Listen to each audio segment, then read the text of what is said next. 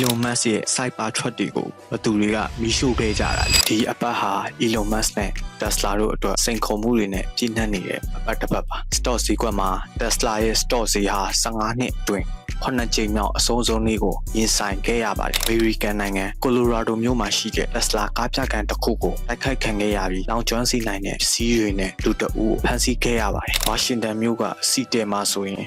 Cyber Truck တွေကိုမီးရှို့ဖျက်ဆီးခဲ့ရသည့်အထိကြမ်းတမ်းခဲ့ကြပါတယ်။ဒါရင်မကသေးပါဘူး။ Elon ရဲ့တခြားသောကုမ္ပဏီတစ်ခုဖြစ်တဲ့ X ဟာလည်းကြီးမားတဲ့ Cyber တိုက်ခိုက်မှုကိုခံခဲ့ရပြီးစနစ်တွေချိုးယွင်းသွားခဲ့ပါတယ်။ Elon ကဒီတိုက်ခိုက်မှုဟာ X စနစ်ကိုဖျက်ဆီးဖို့ရည်ရွယ်ထားတဲ့ကြီးမားတဲ့ Cyber တိုက်ခိုက်မှုကြောင့်လို့ထုတ်ဖော်ပြောဆိုခဲ့ကြပါတယ်။ဒီလိုပြဿနာတွေကြားထဲမှာပဲ Tesla ရဲ့ကားရောင်းအားတွေဟာလည်းကမ္ဘာတဝန်းမှာတိတိတတ်တာထိုးကျသွားခဲ့ပါတယ်။ဥရောပမှာဆိုရင်45%ဂျာမနီမှာဆိုရင်86%နဲ့တရုတ်မှာဆိုရင်49%အထိရောင်းအားတွေကျဆင်းခဲ့ရပါတယ်။ American နဲ့ Australia နိုင်ငံတို့မှာလည်းရောင်းအားတွေကျဆင်းမှုတွေအဆက်မပြတ်ရှိခဲ့ပါတယ်။ဒါပေမဲ့ဒီပြဿနာတွေကြားထဲမှာတော့ Tesla ရဲ့ Stock ဈေးဟာရွေးကောက်ပွဲမတိုင်ခင်ကအနေအထားအတိုင်းပဲရှိနေဆဲပါ။ Donald Trump ကလည်း Tesla ကိုထောက်ခံပြီးကားအသစ်တစ်စီးဝယ်ယူမယ်လို့ကတိပေးခဲ့ပေမဲ့ဒါဟာ Stock ဈေးကွက်ကိုဘယ်လောက်ထိသက်ရောက်မှုရှိမလဲဆိုတာကတော့သိချာမသိရသေးပါဘူး။ Elon Musk အတွက်တော့ဒါဟာသူ့ဘဝရဲ့ပုံမှန်နေ့တစ်နေ့လိုပါပဲ။သူဟာ